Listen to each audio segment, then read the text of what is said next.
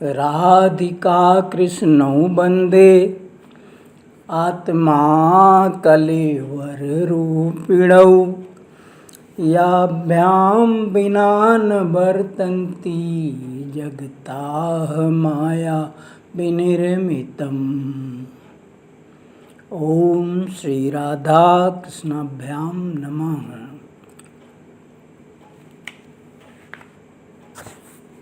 प्यारे सज्जनों, आज मैंने YouTube पर एक महाअधम भगवत निंदक का एक वीडियो देखा। वो भगवान श्री कृष्ण और माता श्री राधे की घोर निंदा कर रहा था।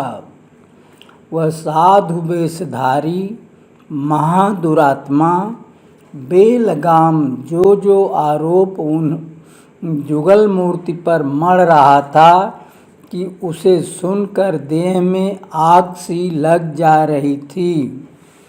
उसके प्रवचन के इस वीडियो की रूपरेखा इस प्रकार है। राधा रहस्य। स्वामी सच्चिदानंद जी महाराज। ये रूपरेखा मैंने इसलिए रेखांकित कर दी ताकि आप चाहें तो इसे ढूंढकर देख सकें। वो हरामी भगवान श्री कृष्ण व राधे माँ को टुकार टुकार कर बोल रहा था। ज्ञातव्य है कि अपने से श्रेष्ठों, माननीयों, पूज्यों, जिन्हें सदा आप कहकर संबोधा गया हो, जिन्हें हर प्रकार से सम्मानित किया जाता रहा हो, उन्हें आपकी जगह तू, तेरा या टुकार कर नाम लेकर बोला जाए तो उनका ये अपमान उन्हें वध देने के बराबर होता है। शास्त्र के इस नियम के अनुसार तो वो प्रभु श्री कृष्ण व सर्वेश्वरी राधे माँ की कुंठित छुरी से गला रेत रेत कर हत्या ही कर रहा था। वीडियो के चित्र पर अपने को स्वामी सच्चिदानंद जी महाराज छपवाए था। उसका ये प्रवचन सुनकर देह में आग सी लग गई, किंतु अपने को शांत करने के लिए कई नीति की बातें, कई सुभाषित उस समय याद आए। जैसे कहा गया है कि क्रोध नहीं करना चाहिए। काम, क्रोध, मद, लोभ सब नाथ नरक के पंथ। फिर अयोध्या सिंह उपाध्याय की ये लाइन याद आई कि सहानुभूति चाहिए, महाविभूति है यही। फिर एक सुभाषित याद आया कि येषां न विद्या न तपो न दानम ज्ञानम न शीलम न गुणो न धर्म ते मर्त्य लोके वो विभार भूता मनुष्य रूपेण मृगाश्चरन्ति। जिसका अर्थ है कि जिसके अंदर न विद्या है, न तप है, न दान है, न ज्ञान है, न शील है, न गुण है, न धर्म है, ऐसे लोग धरती के भार होते हैं और ये जानवर रूप में धरती पर विचरण करते हैं। ऐसी ऐसी बातों को सोच करके चित्त कुछ शांत हुआ कि हटाओ, जाने दो, कुछ न कहो। परंतु उसी समय रामचरितमानस की ये पंक्तियाँ याद आईं कि हरि हर निंदा सुनहि जे काना होय पाप गो घात समाना। काटी जीभ जो चलिए बसाई, श्रवण मुदिनत चलिए पराई। इसका अर्थ हुआ कि भगवान की और भगवान शिव की निंदा कान से नहीं सुननी चाहिए। इसे सुनने से गो हत्या के बराबर पाप होता है। अगर आपकी बस चले तो उस निंदक की जीभ काट लेना चाहिए, और यदि आप ऐसा करने में समर्थ न हो तो अपने कान दोनों हथेलियों से मूंद करके वहाँ से चल दीजिए, वहाँ से हट जाइए। दूसरी बात फिर याद आई कि धर्मराज युधिष्ठिर का महाभारत युद्ध के उपरांत जब राज्याभिषेक होने जा रहा था, सभी लोग प्रसन्न थे, जय जयकार हो रहा था, ब्राह्मणगण स्वस्ति वाचन कर रहे थे।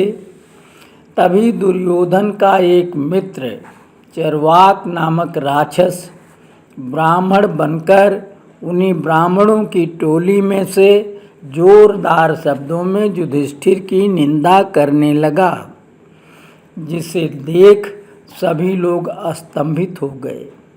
पांडव के मुंह से तो सुर्खियां उड़ गईं, किंतु ब्राह्मणों ने अपनी दिव्य दृष्टि से उसे पहचान लिया कि ये ब्राह्मण नहीं राक्षस है।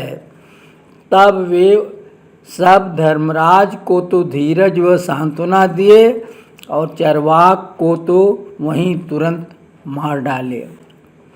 ये दोनों ही बातें मेरे शांत हुए मन को पुनः झकझोर दी, और तब मैंने उस महापापी भगवत निंदक सच्चिदानंद नामक राक्षस के विषय में कुछ न कुछ बोल देना, कुछ उसका प्रतिकार कर देना अपना धर्म समझा, क्योंकि बिनु प्रतिकार किए यही केरा, बाढ़ी अधर्म पाप घनेरा। बस यही सोचकर कुछ बोलने जा रहा हूँ।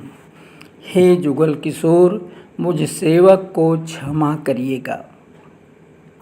प्यारे सज्जनों, वो कह रहा था कि श्री कृष्ण अपनी पत्नी रुक्मिणी जी के आछत अपनी गर्लफ्रेंड राधा के साथ समय बिताते थे।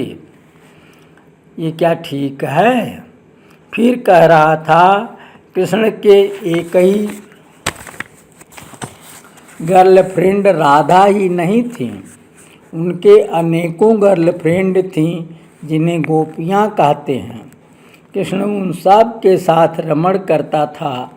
क्या ये भी ठीक है?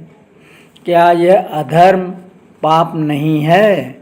फिर वो कह रहा था यशोदा जी के भाई थे रायण, रायण की पत्नी थी राधा। इस प्रकार राधा कृष्ण की मामी हुई, तो क्या मामी के साथ संबंध बनाने वाला कृष्ण कोई श्रेष्ठ व सम्मानित पुरुष हुआ? वो पूजनीय कैसे है?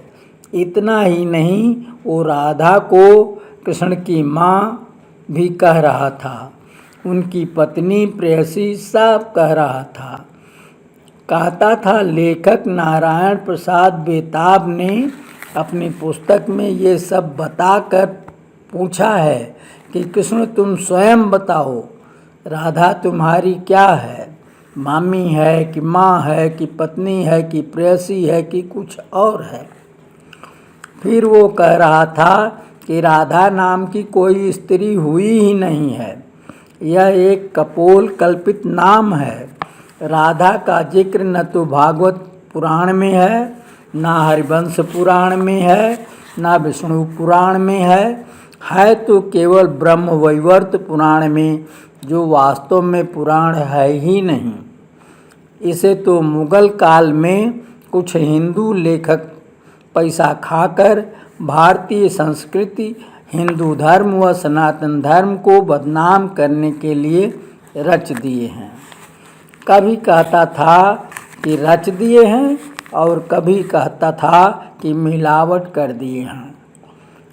इसमें राधा के साथ कृष्ण का समागम इतनी अश्लीलता के साथ लिखा है कि इसे पढ़ने सुनने में बड़ी ही शर्म आती है।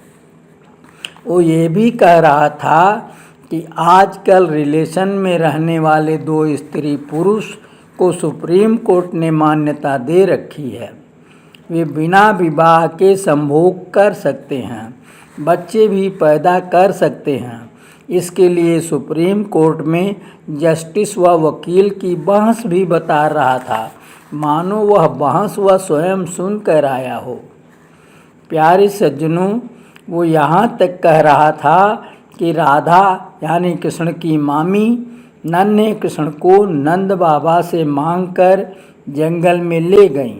वहाँ राधा ने इच्छा की तो गोलोक का रासमंडल प्रकट हो गया। राधा पूर्ण प्रौढ़ हो गई, नन्हा कृष्ण भी प्रौढ़ हो गया। फिर उन दोनों ने वहाँ संभोग किया। संभोग भी ऐसा कि राधा बेहोश हो गई और एक रात एक दिन तक बेहोश रही। फिर उन्हें जब होश आया तो वह अपना पहले जैसा किशोरी का रूप बना ली तथा कृष्ण भी अब पूर्ववत शिशु हो गया था, तो उसे गोद में उठाकर लाके जसोदा जी को दे के चली गईं।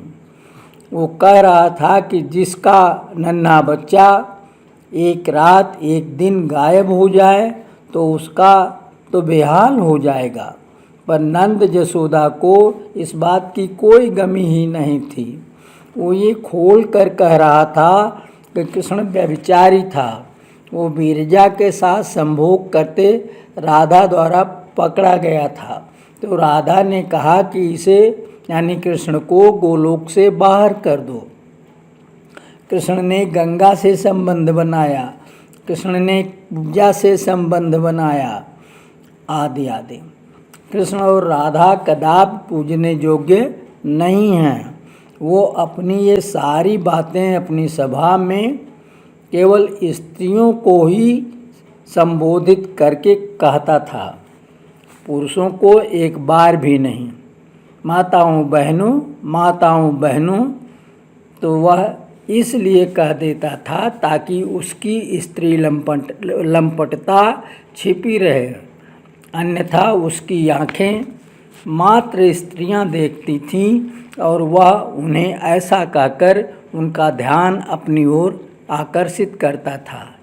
फिर उसने कहा, महाभारत ही एक ऐसा ग्रंथ है जो पढ़ने योग्य है, बाकी सब बेकार हैं।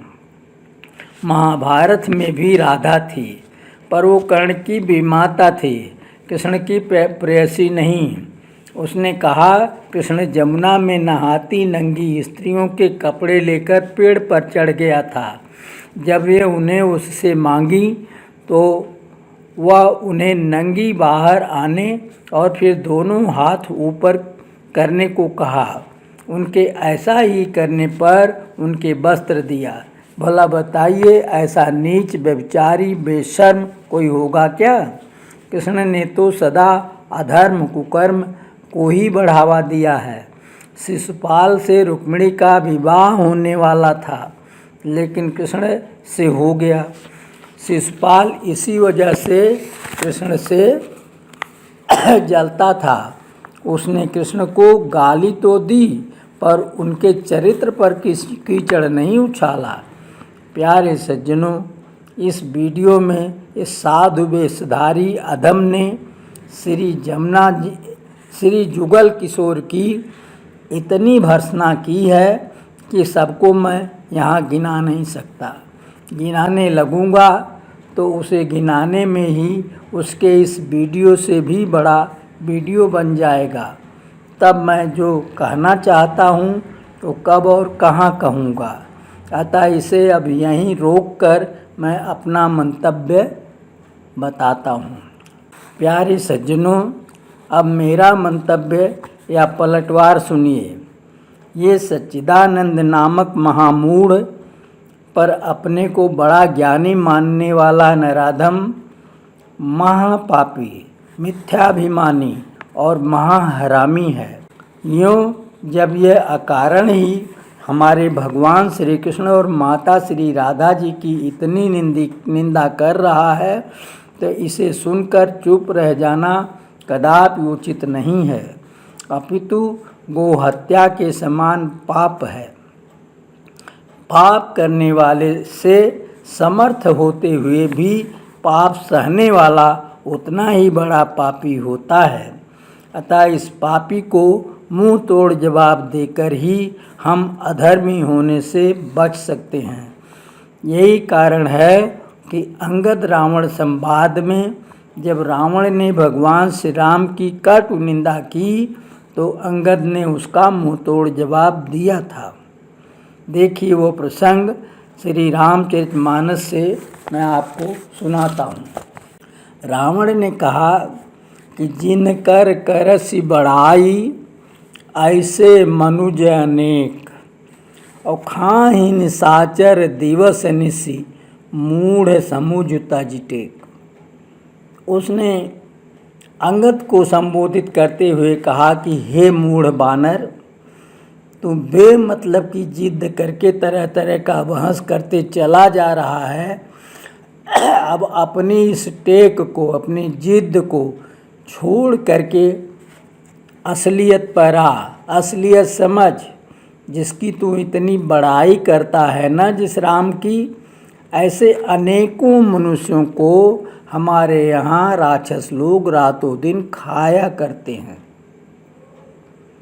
प्यारे सज्जनों, ऐसा जब उसने वहाँ पर कहा, भगवान राम की इतनी बड़ी निंदा किया, तो अंगद से सहा नहीं गया। अब उनकी प्रतिक्रिया सुनिए कि जब ते की श्री राम कै निंदा, क्रोधवंत अति भयउ कपिंदा, हरिहर निंदा सुनहि जे कान्हा, होय पाप गोघात समाना। कटकटान कपि कुंजर भारी, दूँ भुज दंड तमकि महि मारी। और डोलत धरणी सभासद खसे, चले भागी भय मारुत ग्रसे। गिरत समारी उठा 10 कंधर, भूतल परिय मुकुट अति सुंदर। कछुते हिलाई निज सिरन संवारे, कछु अंगद प्रभु पास पवारे। देखिए, ऐसे तो इसका अर्थ बड़ा सरल है, पर आप सब लोगों में कुछ लोग ऐसे भी हैं जो इसका अर्थ सरल अर्थ भी नहीं समझ पाएंगे, इसलिए मैं इसका अर्थ सुना दे रहा हूँ। जब रावण ने भगवान राम की इतनी कटु निंदा किया तो वो कपिवर अंगद बहुत ही क्रोधित हो गए, क्योंकि वो ये जानते थे कि भगवान शिव और भगवान राम की निंदा जो अपने कान से सूंघता है, सह लेता है, उसे गौघात के समान पाप लगता है। नतीजा क्या हुआ? अंगद बहुत जोर से कटकटाए और अपनी दोनों भुजाओं को धरती पर जोर से पटका, यानी हाथ से धरती पर जोर से चोट किया। तो क्या हुआ? धरती हिल गई, जैसे भूकंप आ गया, और जो उसकी सभा में दरबारी लोग बैठे थे वो सब अपनी अपनी कुर्सी से खड़बड़ा के गिर गए और अंत में उठ के वहाँ से भाग चले कि अरे ये तो बड़ा आपदा आने वाला है।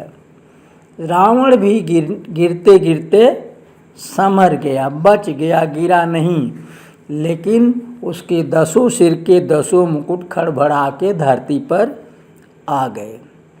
अब वो अपने कुछ मुकुटों को उठा उठा के अपने सिर पे रखा और कुछ अंगद जी ने झट से वहाँ से उठाया और रामचंद्र जी के पास फेंक दिया। 4 मुकुट फेंका था जो वहाँ पर हनुमान जी कूद करके पकड़े और भगवान को ले जाके और पूरी सेना को दिखाए। इसका यही अर्थ हुआ। आप देखिए, अंगद तो समर्थ थे, उनका बस चला तो ऐसा कर दिखाए, पर हम कौन समर्थ हैं कि पापी की जीभ काट लें। हम ही नहीं, हमारे हिंदू समाज में, सनातन धर्मियों में भी सभी सुनकर चुप हैं। बहुत दिन से ये बोल रहा है और किसी ने इसका विरोध नहीं किया। सुना और पढ़ा तो बहुतों ने होगा, तो कोई भी आगे बढ़कर इसका विरोध नहीं किया।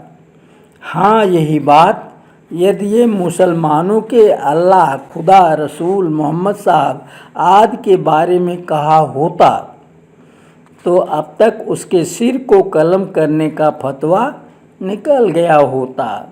20 उसके खिलाफ FIR हो गई होती और हो सकता था कि अब तक उसे ही धरती से उठा लिया गया होता। हमारे धार्मिक इतिहास में ऐसे 2 अपराधियों का जिक्र आता है जिनको उनके किए कुकर्मों की सज़ा तुरंत मिल गई थी। एक तो स्वयं शिशुपाल, जिसे भगवान श्री कृष्ण ने उसका सिर काट कर दिया था, और दूसरा वो चरवाक निशाचर जिसकी हम ऊपर चर्चा कर चुके हैं, जो ब्राह्मण वेशधर ब्राह्मणों के बीच से धर्मराज युधिष्ठिर के राज्याभिषेक के समय उनकी निंदा कर रहा था, जिसे पहचान कर ब्राह्मणों ने ही वहीं निष्पाट उसे मार डाला। ये मूर्ख इतना भी नहीं जानता कि भगवान श्री कृष्ण और राधे माँ हैं कौन। यह तो श्री कृष्ण को विष्णु का अवतार बताता है, अर्थात भगवान विष्णु को अंशी और भगवान श्री कृष्ण को उनका अंश मानता है, जबकि भगवान श्री कृष्ण को ब्रह्म, परब्रह्म, परात्पर ब्रह्म कहने से भी जब वेदों की संतुष्टि नहीं हुई, तब उन्हें परिपूर्णतम ब्रह्म कहकर वे संतुष्ट हुए। और राधा जी उन्हीं की स्त्री रूप हैं। कृष्ण और राधा एक दूसरे से अभिन्न हैं, जैसे दूध और उसकी सफ़ेदी, अग्नि और उसकी दाहकता, जल और उसकी शीतलता, पृथ्वी और उसकी गंध आदि।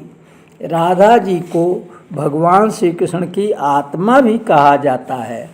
भगवान ने अपने मनोविनोद के लिए यह स्त्री रूप धारण किया है। यदि वे राधा जी के साथ कोई भी प्रेम लीला करते हैं तो समझो कि वे अपने से खेल रहे हैं, किसी दूसरे से नहीं। इतना ही नहीं, राधा रूपी कृष्ण अपने कृष्ण रूपी प्रियतम को प्रेम रस का पूरा आनंद देने में अपनी एक देह को समर्थ न पाकर अपने तन का विस्तार किया था, और तब अपने जैसा ही हृदय वाली अनेक दूसरी राधाओं को प्रकट किया था, जो बाह्य रूप से रंग से थोड़ा भिन्न, रंग रूप में थोड़ा भिन्न, और जिन्हें ही गोपियाँ कहते हैं। धरती पर मानव रूप से अवतरित होने पर राधा की अनेकों प्रकार की गोपी सखियाँ थीं, जिनमें कुछ तो श्रुतियाँ थीं, कुछ जनकपुर की सीता जी की सहेलियाँ थीं, कुछ पहले युगों के ऋषि मुनि थे, और अंत में शेष सब गोलोक से आई हुई राधा जी की वही नित्य सिद्धा सहेलियाँ थीं, जिन्हें राधा जी ने अपने पार्श्व से प्रकट किया था। ललिता, बिरजा, चित्रलेखा, सत्यचंद्रानना आदि अधिक महत्व वाली सखियाँ सब वही लोग थीं। भगवान श्री कृष्ण इन सब में राधा जी को ही देखते थे। तब भला यदि वे इन सब के साथ रास रचे या दूसरी रस क्रीड़ा की, तो वो कहाँ किसी और स्त्री के साथ लंपटता किए। वह तो सब कुछ राधा जी के ही साथ किए या स्वयं अपने साथ किए। इस गूढ़ रहस्य को न जानने वाले मूर्ख ही ये समझते हैं कि भगवान श्री कृष्ण पराई स्त्रियों बहन बेटियों के साथ दुष्कर्म करने वाले अधर्मी लंपट और आजकल के व्यभिचारियों के समान व्यभिचारी ही थे। अरे मूर्ख सच्चिदानंद, भगवान तो माया से परे मायापति हैं। माया जो अन्यों को अपने जाल में फंसा फंसा कर नाच नचाती रहती है, वो स्वयं उनकी दासी है। वो भला उनके ऊपर अपना फंदा फेंकने का दुस्साहस कैसे कर सकती है। कामदेव आदि तो भगवान के द्वारा ही सृजे गए हैं। वो क्या उनके हृदय में अपना विकार पैदा करने का दुस्साहस कर सकते हैं? और यदि करना चाहें भी तो उनका अस्तित्व ही समाप्त हो जाएगा। लंका को हनुमान जी घूम घूम कर उलट पुलट कर जलाए, पर स्वयं नहीं जले, जरा सी आँच भी नहीं लगी। क्यों? क्योंकि उनकर दूत अनल जिन सिरजा, जरा न सो यही कारण गिरजा। ये भगवान शिव ने माता पार्वती को राम कथा सुनाते समय बताया कि वो हनुमान जी भगवान राम के दूत थे। और अग्नि तो भगवान राम द्वारा सृजी हुई है। तो अग्नि दूत को, अपने सृजक के दूत को नहीं जलाई। अब सोचिए, अनल जब अपने सृजने वाले के दूत को नहीं जला सकता तो वह स्वयं अपने सृजक को कैसे जला सकेगा। अब समझा कि नहीं रे मूर्ख, माया काम क्रोधादि विकार ये सब तो राधा कृष्ण के ही सृजे हैं। फिर ये उन पर प्रभाव डालने को कौन कहे। उनकी ओर आँख उठाकर देखने की भी हिम्मत कैसे करेंगे। और तू उन्हें इन सब में लिप्त समझता है, उन्हें अपने जैसा प्राकृत मनुष्य समझता है और तभी उन पर कीचड़ उछालता है। भगवान श्री कृष्ण को रसो वैसा कहा जाता है, यानी वे रस रूप हैं। वो प्रेम रस रूप और उनका राधा जी भी रस रूपा हैं। तभी दोनों जने रसकेश्वर और रसकेश्वरी कहे जाते हैं। वे हमेशा अपनी इसी विशेषता के कारण प्रेम केल ही करते हैं, मार काट या अन्य कोई दूसरा काम नहीं करते। वे नित्य नवल किशोर हैं, रास रचना ही उनका मुख्य काम है। वे गोलोकपति, सकल लोकों व ब्रह्मांडों के नियंता हैं, नियामक हैं। उनका गोलोक व उनका वैकुंठ लोक, यही दो लोक अविनाशी हैं। यहाँ जाकर जीव वापस नहीं आता। बाकी सारे लोक, लोकपाल, ब्रह्मांड निकाय सब नाशवान हैं, पुनरावर्ती हैं। ब्रह्मांडों की संख्या असंख्य है। प्रति ब्रह्मांड में 3 लोक हैं, आकाश, पाताल व पृथ्वी लोक। प्रत्येक ब्रह्मांड के अंदर ब्रह्मा, विष्णु, महेश व समस्त देवी देवता चराचर जीव हैं। विष्णु ही अपने ब्रह्मांड के सर्वोच्च देवता हैं। इस प्रकार असंख्यों विष्णु हुए और वे सभी भगवान श्री कृष्ण के अंश हैं। भगवान श्री कृष्ण उनके अंशी हैं। तब तू कैसे कहा कि भगवान श्री कृष्ण विष्णु के अवतार हैं, यानी चींटी का अंश हाथी, यही ना। एक बात और जान ले, भगवान श्री कृष्ण ने अपने दाहिने अंग से भगवान नारायण को सृजा है। वे भी सांवले रंग के वैसे ही सुंदर पर नित्य प्रौढ़ हैं। वे बैकुंठ धाम के अधिपति हैं। भगवान नारायण के 2 पत्नियां माता महालक्ष्मी और माता सरस्वती थी, जो श्री कृष्ण से उत्पन्न और उन्हीं के आदेश से भगवान नारायण की पत्नी हो गई थी। बाद में गंगा जी का विवाह भगवान नारायण से हुआ। ये भगवान नारायण ही मार काट आदि करते हैं। शक्ति शौर्य आदि सब में वे भगवान श्री कृष्ण के बराबर हैं। केवल आयु में वे नित्य प्रौढ़ और ये नित्य नवल किशोर हैं। समस्त ब्रह्मांडों का शासन भगवान नारायण ही करते हैं। दुष्टों को मारना, साधुओं को बचाना, धर्म की रक्षा व सुसंस्थापना करना सब इन्हीं का काम है। भगवान श्री कृष्ण तो वृंदावन छोड़कर एक कदम भी कहीं नहीं जाते। कहा गया है कि वृंदावनम परित्यज्य पादमेकम न गच्छति, अर्थात वृंदावन को छोड़ के वे एक कदम भी कहीं बाहर नहीं जाते। अतः श्री कृष्ण भगवान मथुरा द्वारिका गए ही नहीं थे। वे भगवान नारायण व कृष्ण के अन्य अंश जिन्हें वे साथ लेकर धरती पर आए थे, वे सभी नारायण के अंदर से संयुक्त हो मथुरा और द्वारका गए थे। कन्हैया तो यहीं वृंदावन में ही रह गए थे। द्वारका निवासी भगवान नारायण अब प्रौढ़ रूप में कन्हैया ही जाने जाते थे।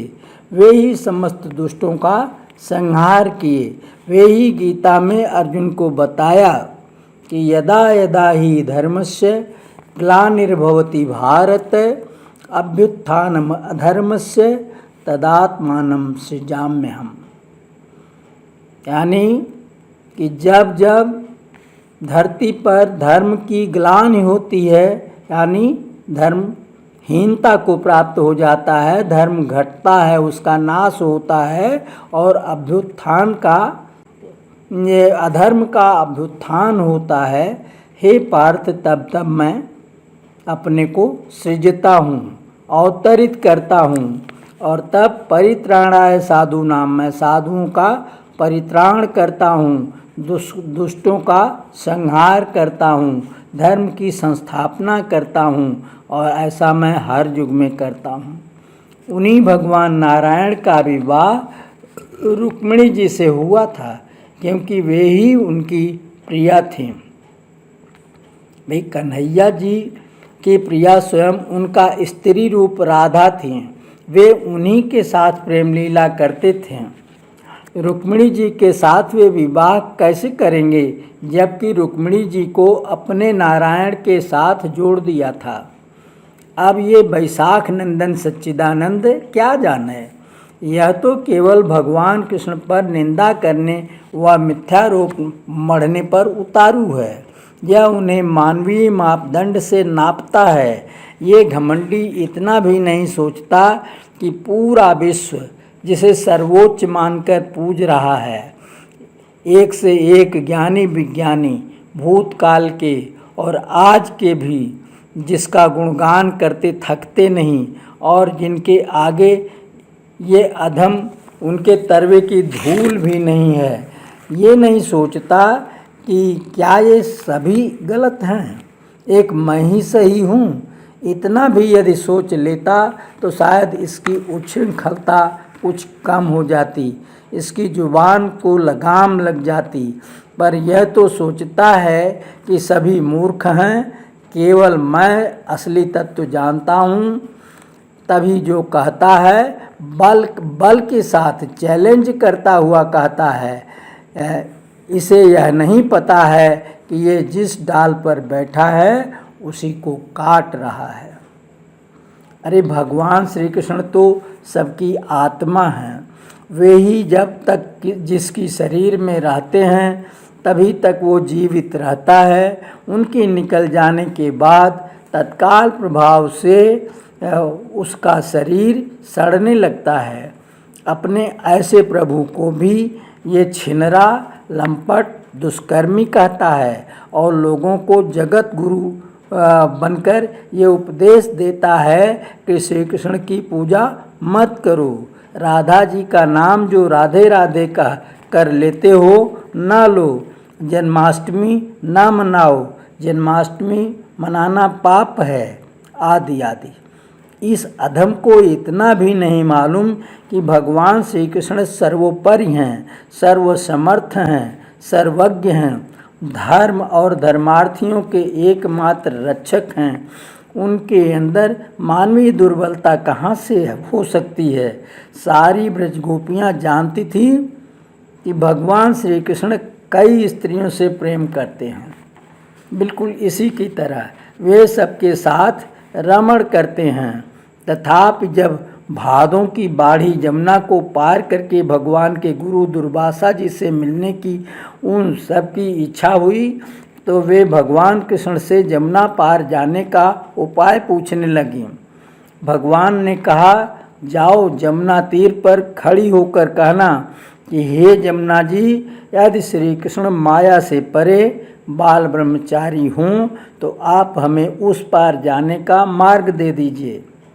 ये बात सुनकर वे सभी अचरज से हंसने लगीं। पर जब जाकर जमुना जी से वैसा ही कहा तो बाढ़ी जमुना सूखकर उन्हें मार्ग दे दी।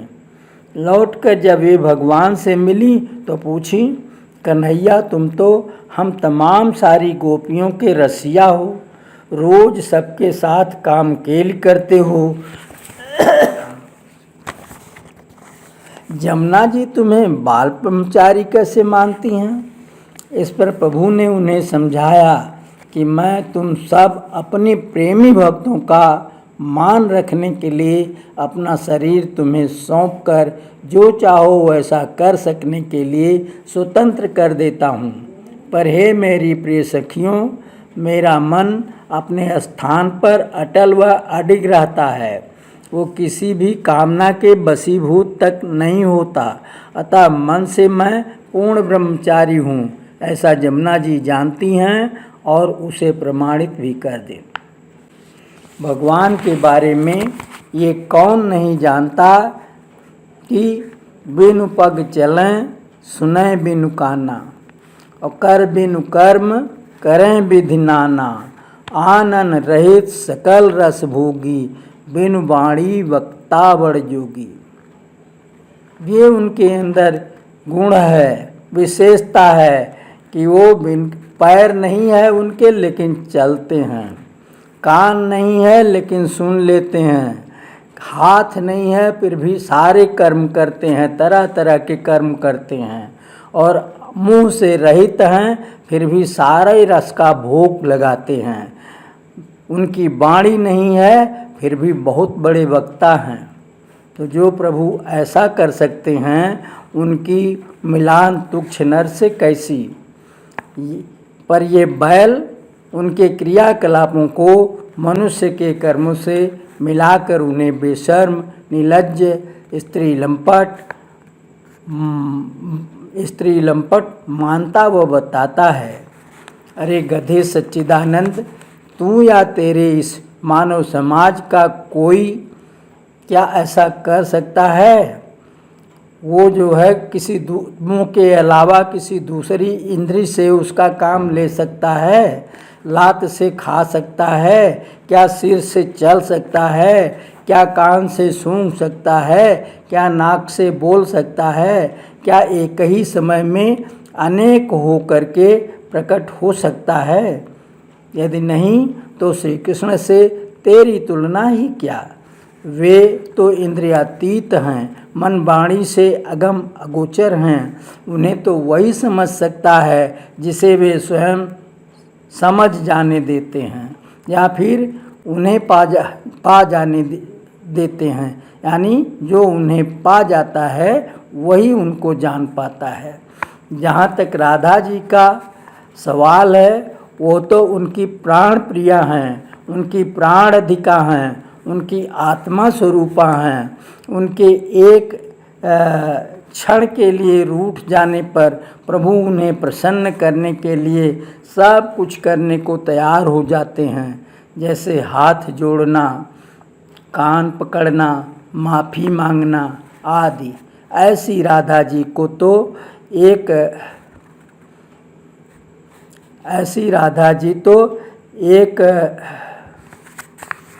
तरह से उनके भी ऊपर, उनसे बड़ी उनकी स्वामिनी सरीखी हैं। फिर उन्हें मानवीय मापदंडों से नापना भूल नहीं महापाप है, और ऐसा करने वाला भगवान का अपराधी होता है। उसे उसके इस किए का दंड अवश्य मिलेगा, बस समय आने का इंतजार है। कहा है ना कि जब लग जाकी अवधि है, अवगुण करे हजार, और तब लग ताकर माफ है साहेब के दरबार।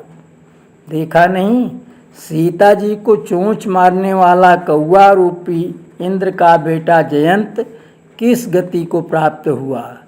शरण में आने से प्राण तो बच गया, पर आँख से हीन हो गया। भगवान राम को सीता जी को रावण के घर से वापस आने पर पुनः अपनी पत्नी का स्थान दे देने पर अवध का वो धोबी जो उन्हें स्त्री लोलुप कहा, सीता के सतीत्व पर उंगली उठाई, वह जब दूसरे जन्म में कंस का धोबी हुआ और वही धृष्टता भगवान श्री कृष्ण के साथ की, तो प्रभु ने उसका क्या हाल किया। भागवत पुराणानुसार उसे ऐसा थप्पड़ मारा कि उसका सिर धड़ से अलग हो दूर जा गिरा। महाभारत सीरियल के अनुसार तो भगवान ने उसके सिर पर ऊपर से अपनी गदोरी से ठोंक दिया, तो वह पूरी शरीर से पृथ्वी में धंसता हुआ रसातल को चला गया, और वहाँ से पाताल तोड़ कुआं की भांति पानी निकलने लगा। अतः हे नराधम सच्चिदानंद, तेरे भी इन पाप कर्मों का दंड तुझे एक दिन अवश्य मिलेगा, बस समय आने की देर है। तू जिस बुद्धि से भगवान श्री कृष्ण और भगवती राधा के गुण दोष की समीक्षा करता है, उस बुद्धि की पहुँच उन जुगल किशोर तक है क्या? और यदि नहीं है तो तू अपनी इस कतरनी जैसी जीभ से उन्हें परिभाषित करने की अनाधिकार चेष्टा क्यों करता है?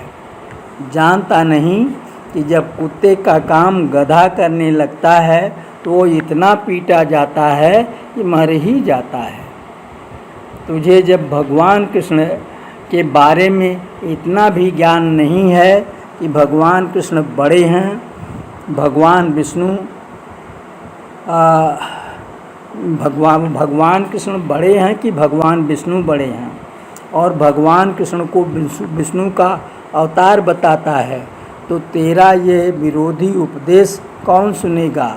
अच्छा जरा बता तो, भगवान कृष्ण जिस विष्णु के अवतार हैं उस विष्णु का क्या नाम है?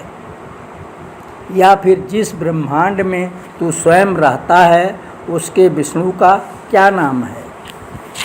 जिस ब्रह्मवैवर्त पुराण को तू गलत बताता है, मिलावट वाला बताता है, मुगलों द्वारा बिगाड़ दिया गया बताता है, उसी का उदाहरण देकर तो तू स्वयं क्यों बतियाता है और उस अपनी बात को कहता है ध्यान दो ये शास्त्र की बात है, तब वही ब्रह्मवैवर्त पुराण शास्त्र हो जाता है।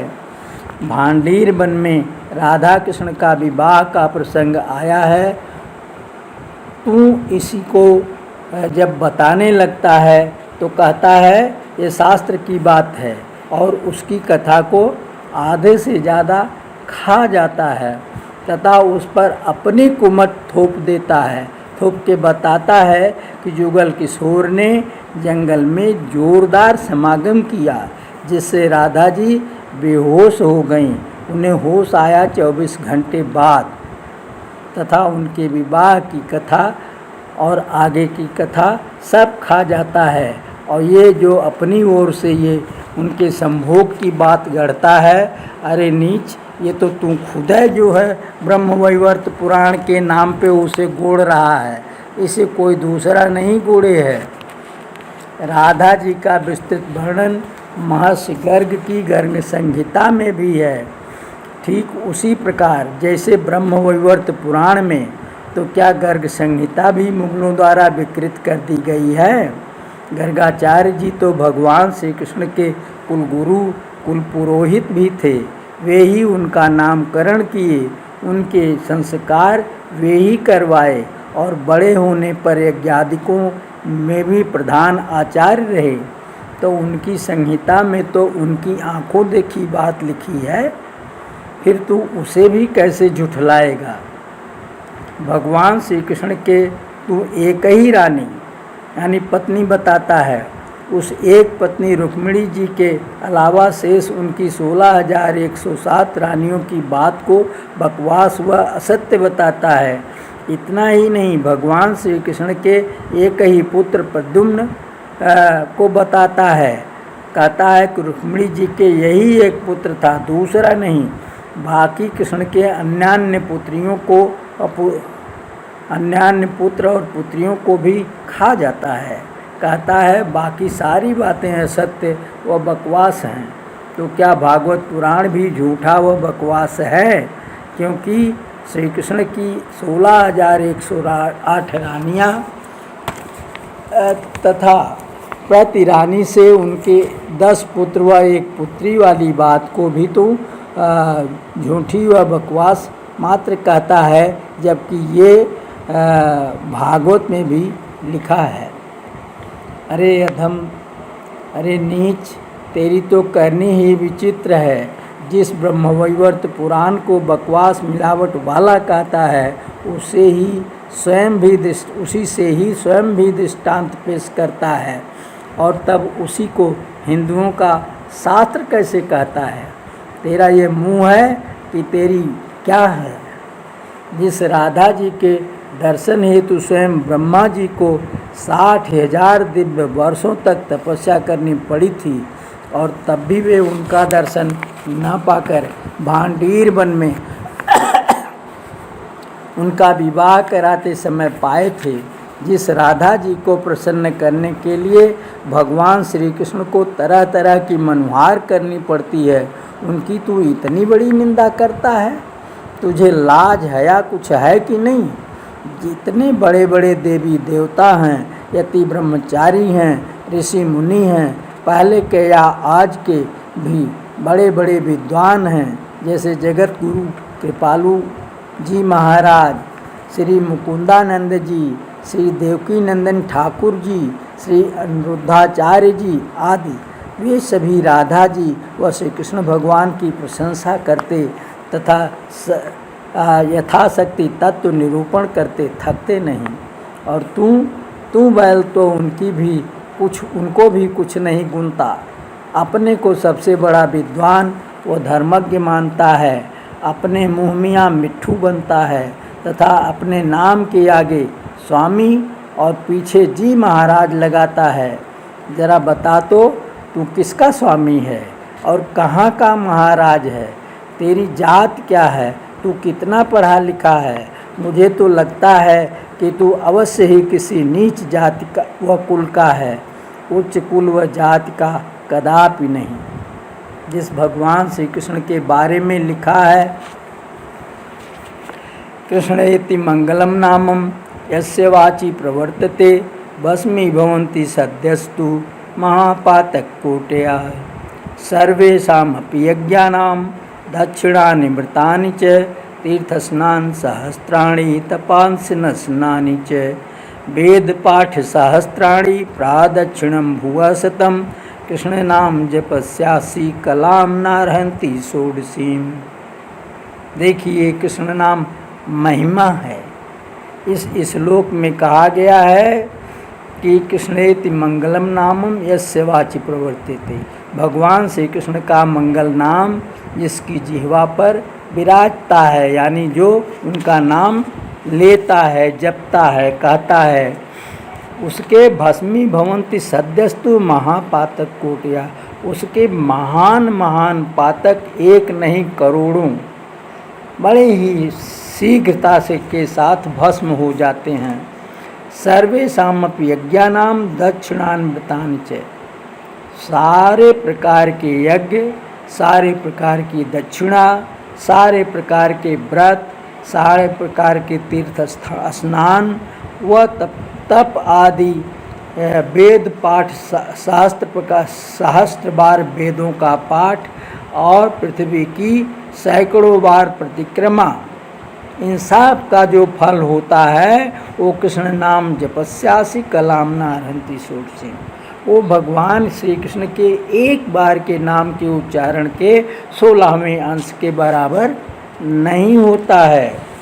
अब सोचो, ऐसे भगवान श्री कृष्ण को ये मूर्ख कितना निंदित समझता है। दूसरी तरफ लिखा है कि सत्य सत्य अवभृत स्नान सम एक ही कृष्ण प्रणाम, और कृष्ण प्रणामी जन्म नहीं वेधी यह परिणाम। अब देखिए, सैकड़ों सैकड़ों अवभृत स्नान भगवान श्री कृष्ण के एक बार प्रणाम करने के बराबर होता है, उससे ज़्यादा नहीं हो सकता। अवभृत स्नान क्या होता है?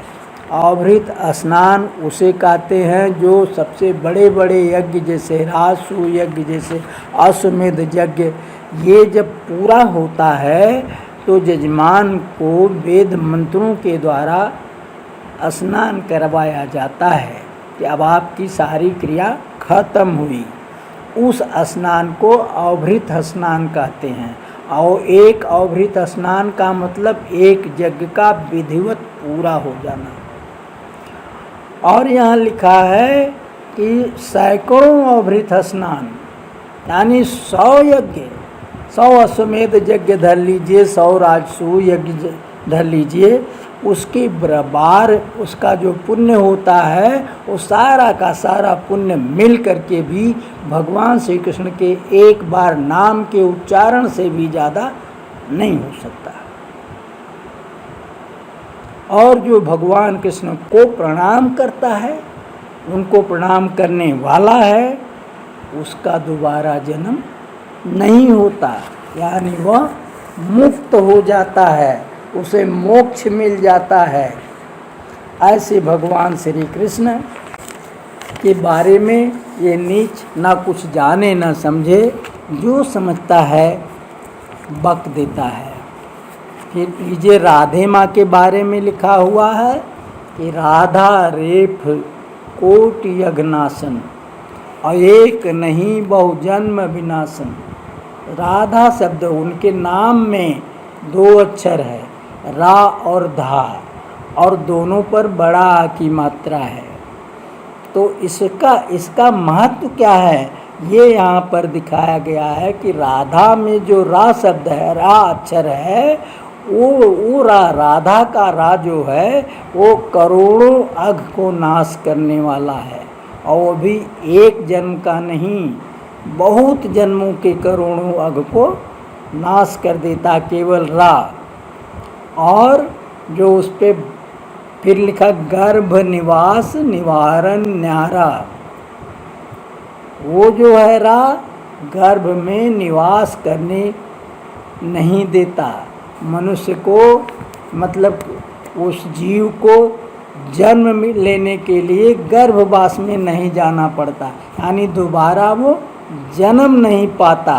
गर्भ निवास निवारण न्यारा और कोटि जन्म दुख हरण अकारा।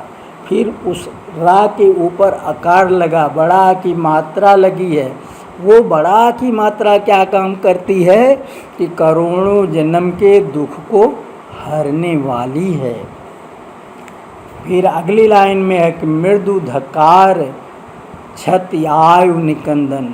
जो अगला सब अक्षर है, धा आया है, वो आयु की क्षति का निकंदन करता है, यानी आयु की क्षति नहीं होती, आयु घटती नहीं, आयु समाप्त नहीं होती। जो जन्म गया वो उस जगह तक नहीं पहुंचता कि अवस्था खत्म हो गई, अब मर जाएगा।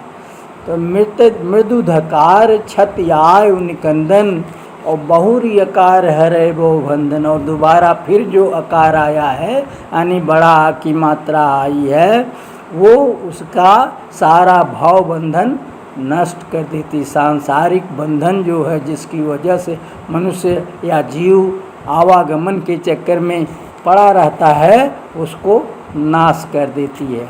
तो इस राधे माँ के नाम की इतनी बड़ी महिमा है, उसमें 2 अक्षर और 2 बड़ा की मात्राएं कितना बड़ा काम करती हैं। तो उन सर्वेश्वर जुगल किशोर को तुम बॉयफ्रेंड व गर्लफ्रेंड कहता है, व्यभिचारी, चोर, छिछोर, अधर्मी, अन्यायी कहता है।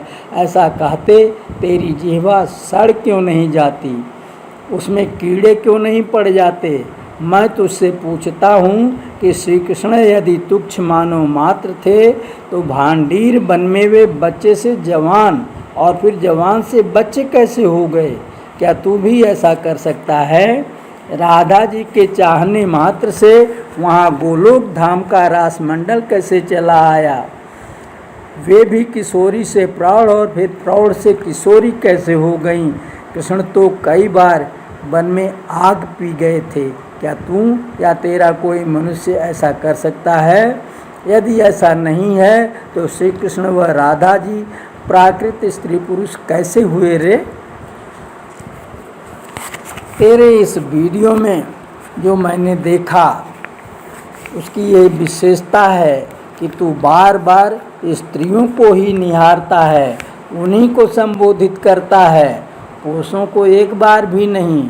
इससे तो स्पष्ट है कि तू स्वयं व्यभिचारी है। तेरी निगाहें हरदम स्त्रियां देखती हैं, पुरुष को नहीं। माताओं बहनों, ऐसा कहना तो तेरा छलावा है। ऐसा तो सभी व्यभिचारी उन्हें फंसाने के लिए कहते हैं। अब तू स्वयं सोच, तू कितना बड़ा काम पिशाच है। तू समझे होगा कि तू चाहे जो कहे कोई तेरा विरोध नहीं करेगा, लेकिन देख कोई करे न करे, एक मैं तो करता हूँ। यदि मैं अंगद या हनुमान जी जैसा समर्थ होता तो तुझे रावण या कालनेम की दशा को अवश्य पहुँचा देता। लेकिन ऐसा भी नहीं है कि तुझे कोई नहीं मिलेगा। कोई ये नहीं मिलेगा, ऐसी बात नहीं है। मिलेगा, अवश्य मिलेगा, लेकिन समय आने पर। जैसे बाणासुर व शिशुपाल को भगवान श्री कृष्ण मिल गए थे, रावण को बाल मिल गए थे, सहस्त्रबाहु को परशुराम जी मिले थे। तो तू तो जिस थाली में खाना खाता है उसी में छेद करता है। जिस जुगल किशोर की कृपा से मानव जीवन पाया है, जिनकी कृपा से ही जिंदगी जी रहा है, उन्हीं का शत्रु है। तेरे ये नीच कर्म तुझे एक दिन अवश्य खा जाएंगे या फिर अश्वत्थामा की तरह जीवन भर के लिए तड़पने, कराहने व पछताने के लिए छोड़ जाएंगे। क्या कहें कुकर्मी सच्चिदानंद, तुझ पर थूकने से अभी मन नहीं भरा है। तू ईसा मसीह को कहता है कि वे ईसाइयों का भावी पाप भी लेकर सूली पर चढ़ गए थे। फलता ईसाई लोग अब चाहे जो करें उन्हें पाप नहीं लगता। पहली बात तो यह तेरा ये कथन समूल व सर्वथा मिथ्या है। वे सूली पर चढ़े नहीं थे, चढ़ाए गए थे। दूसरी बात ये कि भावी पाप पुण्य को अपने सिर पर लेकर कोई भी सूली पर चढ़ नहीं, कहीं भी कुछ भी नहीं कर सकता। और यदि ईसाइयों को कुकर्म का पाप नहीं लगने वाला होता तो वे भगवान श्री कृष्ण का इस्कान मंदिर बनवा कर विश्व भर में वैदिक विधि विधान से श्री कृष्ण की आराधना नहीं करते। हरे कृष्ण जपते हुए ना फिरते। तेरी ईसा मसीह के विषय में ये गलत धारणा सर्वथा मिथ्या है। ये बात तो मैंने आज पहली बार तुझ कुपात्र के कुमुख से सुनी है, अन्यथा आज तक ऐसा कोई नहीं कहा न तू अज्ञानी। मैंने कहा ना कि तू अज्ञानी अपने से ही तमाम बातें कल्प लेता है। तू पाखंडी है, पता नहीं कुछ पढ़ा लिखा है भी कि नहीं है। तू तो नारायण प्रसाद बेताब का जिक्र करता है, वो बेहुदा श्री कृष्ण चरित क्या जाने रे। कहाँ चिरंजीवी महर्षि व्यास, कहाँ तुच्छवा, और तेरा वो पापी जो व्यास जी को ही गर्भ में मर जाने को कहा, उस महापतित की कथा की क्या गिनती है रे। इन दोनों ही को कोई जानता है, इन्हें तो इन्हीं सरीखा महाअधम एक तू ही जानता है बस। भगवान जुगल किशोर पर कीचड़ उछाल कर तू अपने को जो हाईलाइट करना चाहता है, क्या ऐसा कभी हो पाएगा। इससे तो तू या वे दोनों कभी भी हाईलाइट नहीं होंगे, अपितु लोग ये जानेंगे कि जमपुर के सबसे बड़े कष्टप्रद यातना भोगी और भगवान के भावी को भाजन कौन है। हर बात पर तू चैलेंज करता हुआ कहता है कि ये मैं कहता हूँ, तो तू है कौन। तुझ पड़ोह के कीड़े का संसार में कोई स्थान है क्या, जो सबको नकारता हुआ अपने को मैं के रूप में बोलता है। भगवान श्री कृष्ण की चीरहरण लीला के विषय में तो उन्हें मानवीय मापदंडों द्वारा नापते हुए कहता है कि ऐसा दुष्कर्म कोई व्यक्ति करेगा क्या। ये तो कामी लंपट व्यक्तियों का काम है। ये कर्म करने वाला भगवान कैसे हो सकता है। उसकी पूजा तो कदाप नहीं करनी चाहिए, उसकी पूजा करना पाप है। अरे हरामी, तू इस रहस्यमयी लीला का भेद कैसे समझेगा जब तुझमें समझ है ही नहीं। तू तो कृष्ण को आज का मनचला छोकरा समझता है। यदि वे भगवान नहीं होते तो उस समय जमुना जी का पूरा तट प्रदेश कृष्णमय कैसे होता। गोपियों को हर जगह हर जीव कृष्ण के रूप में कैसे दिखाई देते। वहाँ कृष्ण के अलावा दूसरा कुछ था ही नहीं। वे अपनी प्रेसी गोपियों की प्रेम परीक्षा ले रहे थे, जिसमें वे सफल हुईं और फलस्वरूप महारास में श्री कृष्ण को अपने मन भावन पति के रूप में पाईं, जो वे चाहती थीं और जिसके लिए वे माता कात्यायनी देवी का महीनों से व्रत कर रही थी तथा प्रसन्न हुई देवी से मनोरथ पूर्ण होने का आशीर्वाद भी पाई थी। ये तो हुई इस विषय में एक बात। अब दूसरी बात सुन। भगवान परमात्मा हैं और वे गोपियाँ उनकी अंश आत्मा हैं। आत्माओं का अपने अंशी परमात्मा से सहज प्रेम होता है। उनके बीच में वस्त्र आदि का कोई पर्दा नहीं होता। यही बात प्रदर्शित करने हेतु भगवान ने उनके वस्त्र हर लिए और प्रेम परीक्षा हो जाने के बाद वापस दे दिए। ये तात्विक ज्ञान पा जाने पर गोपियाँ नाराज नहीं हुई, अपितु अपने अपने मन में अपार हर्ष का अनुभव की। तीसरी बात सुन। जैसा कि इसके पहले मैं बता चुका हूँ कि राधा जी श्री कृष्ण की वामांग संभूता हैं। उनमें और कृष्ण में कोई भेद नहीं है। राधा जी स्त्री रूप में कृष्ण और कृष्ण पुरुष रूप में राधा हैं। गोपियाँ राधा जी का विस्तार हैं, यानी वे सब अलग अलग रूपों में राधा जी हैं। अब राधा जी सहित वहाँ की सभी गोपियाँ स्त्री रूपी कृष्ण हुईं, जिन्हें प्रभु ने अपने मनोविनोद के लिए सृजा है। फिर वे उनके साथ प्रेम परीक्षा रूपी खेल यदि खेले तो यह उनका अपने से खेलना ही तो हुआ। हाँ, उनका ये खेल, ये लीला उनकी ऐश्वर्य लीला है, हुई मानवोत्तर लीला हुई, नर लीला नहीं है। इतना समझना उसी के बस की बात है जो उनकी कृपा का भाजन होगा। तब भगवान के दुश्मन मानवाकार पिशाच इसे कैसे समझ सकेगा। हे सज्जनों, जरा आप ही सोचो कि जो भगवान सबसे बड़े सत्यव्रती हैं, उनके वचन कभी मिथ्या नहीं होते। अब यदि कोई उन्हें प्रसन्न कर उनसे ये वर मांग ले कि आप हमें पति रूप में प्राप्त हो जाइए और भगवान तथास्तु कह दें, तब आप ये बताइए कि भगवान उन्हें पति रूप में मिलेंगे या नहीं। यदि नहीं मिले तो भगवान बदछुट होंगे कि नहीं होंगे, और जो कदापि संभव नहीं है।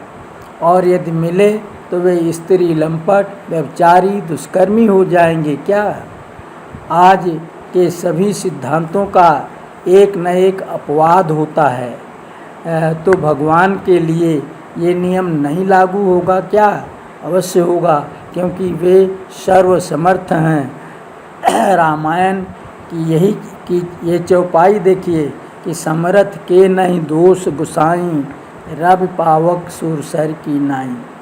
इसकी पुष्टि करती है। भगवान के साथ कुब्जा का संबंध इसी बात के अंतर्गत आता है। वो पिछले जन्म की शूर्पणखा थी।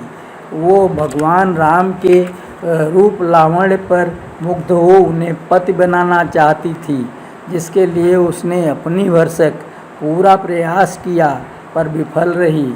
तब जब कोई चारा नहीं बचा तो इसके लिए वो तपस्या की और ये वर पाई कि भगवान राम कृष्ण रूप में द्वापर में तेरे पति होंगे। तो वही वर पूरा किया प्रभु श्री कृष्ण ने, जिसके कारण ये अज्ञानी दुरात्मा राक्षस सच्चिदानंद उनकी निंदा करता है। भगवान कृष्ण का ये रहस्य मैं भी बता चुका हूँ कि ऐसी स्थिति में प्रभु अपने उस चाहने वाले को अपनी शरीर सौंप देते हैं कि ले तू जो चाह इसके साथ कर, पर वे मन से पूरी तरह से आत्माराम, निर्लिप्त और पूर्ण काम रहते हैं। इसीलिए जमुना जी ने सूख कर ये प्रमाणित कर दिया था कि भगवान श्री कृष्ण बाल ब्रह्मचारी हैं।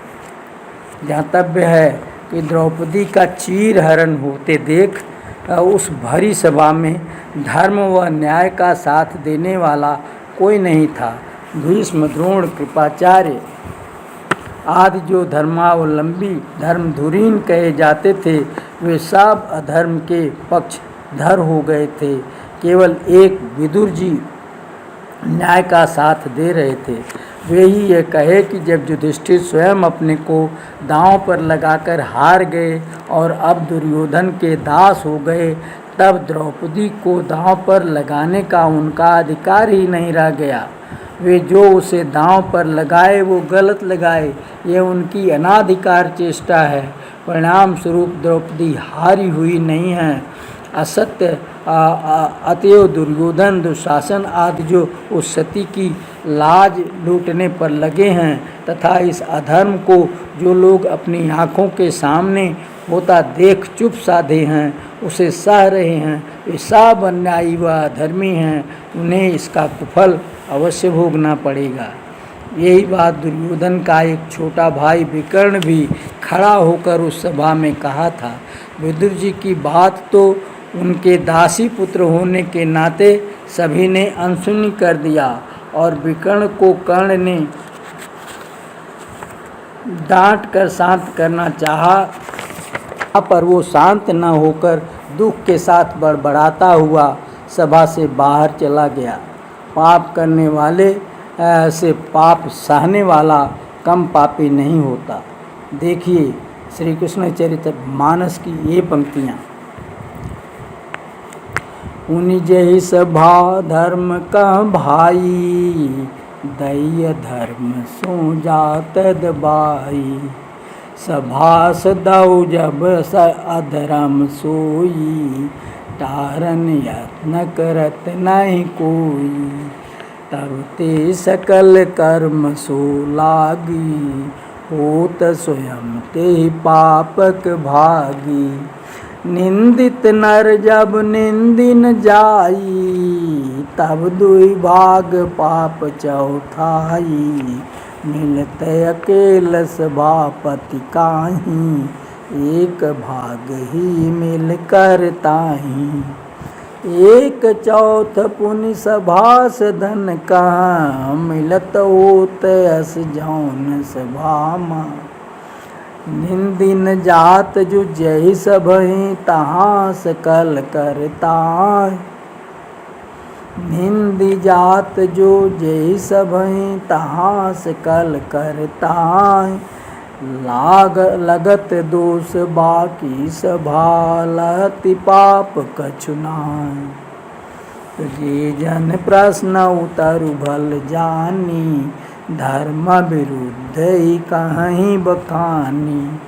तीन गत पीढ़ी सातन सावें, पुनि उतनय जे आगे आवें। श्रौत स्मार्त आदि शुभ कर्मा, नसहि तुरत इम चर्य धर्मा। देखी प्रत्यक्ष कि सुनि सच काही, धारणउ से दई जात गवाही। प्यारे सज्जनों, ये मेरे द्वारा विरचित श्री कृष्ण चरितमानस की पंक्तियाँ हैं, जिसे उसी समय द्रौपदी चीर हरण के समय विदुर जी ने सबके सामने कहा था और इसके द्वारा बताना चाहा था कि देखिए आप लोग अधर्म सह रहे हैं, अधर्म कर रहे हैं, इसलिए ऐसा कुछ न करिए, इसमें अधर्म का विरोध करिए और उठिए, द्रौपदी के साथ अन्याय होने से बचाइए। पर ऐसा हुआ नहीं। तो देखिए इसका अर्थ क्या हुआ। पुनि जेहि सभा धर्म कह भाई, दई अधर्म सो जात दबाई। वो कह रहे हैं कि जिस सभा में धर्म को अधर्म से दबा दिया जाता है, तो सभा सदव जब अधर्म सोई, तारन यत्न करत नहीं कोई। और उसके सभासद यानी दरबारी लोग उस अधर्म को टालने का कोई उपाय नहीं करते, अधर्म होने देते हैं। तब ते सकल कर्म सो लागी, होत स्वयं ते पाप भागी। ऐसी दशा में वे सारी सभा वाले उस पाप के भागीदार होते हैं। निंदित नर जब निंद न जाई, तब द्विभाग पाप चौथाई। अगर उसमें जो अधर्म कर रहा है, जो दुरात्मा धर्म का गला घोंट रहा है, उसकी जब निंदा वहाँ नहीं की जाती, उसे छुड़ाया न जाए, उसे मारा पीटा न जाए, कम से कम मुंह से उसकी निंदा कर देनी चाहिए। तो अगर वो उसकी निंदा भी नहीं की गई, तो तब द्विभाग पाप चौथाई, उस पाप का 2/4 भाग यानी आधा मिलत अकेल सभापति का ही, उस सभा के सभापति को आधा पाप लगता है, 1 भाग ही कर्ता को मिलता है। जो पापी जो का पाप कर रहा उसको 1/4 भाग ही उसे मिलता है। और 1/4 पुण्य सभा सदन का, मिलत होत यस जौन सभा माँ। जिस सभा में ऐसा होता है, उस सभा में जो 1/4 पाप बच गया है, वो वहाँ के दरबारियों को मिलता है। तो निंदी जात जो जय सभा तहाँ सकल करता है। और जिस सभा में उस पाप की भर्त्सना हो जाती है, निंदा हो जाती है, वहाँ सारा का सारा पाप कर्ता को, पाप करने वाले को लगता है। लगत दोष बाकी सभा लहत पाप कछु नाय। वहाँ पर बाकी सभा को कोई पाप नहीं लगता। आगे लिखा हुआ कि जे जन प्रश्न उतर भल जानी, धर्म विरुद्ध ही कहें बखानी। कोई प्रश्न है और उसका धर्म के अनुकूल उत्तर होना चाहिए, और जो लोग उसका धर्म के अनुकूल उत्तर जानते हैं फिर भी वो ना कह करके धर्म के विरुद्ध ही बोलते हैं, तो उनकी तीन गत पीढ़ी सात न सावें, उन उतने जे आ गए। उनकी बीती हुई 7 पीढ़ियाँ जो हैं वो नष्ट हो जाती हैं। नष्ट होने का मतलब कि यानी वो जो है नरक में गिर जाती हैं, और उतने ही आगे आने वाली 7 पीढ़ियों के लोग भी नरक में जाते हैं। श्रौत स्मार्त आदि शुभ कर्मा, नसै तुरत इम चर्य धर्मा। इस प्रकार जो अधर्म का आचरण करता है, उसके श्रौत स्मार्त आदि शुभ कर्म नष्ट हो जाते हैं। देखि प्रत्यक्ष कि सुन सच काही, धारणो ते दय जात गवाही। एक कारण है कि गवाही जो है वो प्रत्यक्ष देख करके या सत्य बात को सही सही सुन करके या धारणा से भी गवाही दी जाती है। इस प्रकार जब ये पापात्मा साधु वेशधारी सच्चिदानंद श्री जुगल किशोर की बेधड़क निंदा कर रहा है, वह भी झूठी, तो इसे सुनकर चुपचाप सह लेना पाप तो हुआ ही।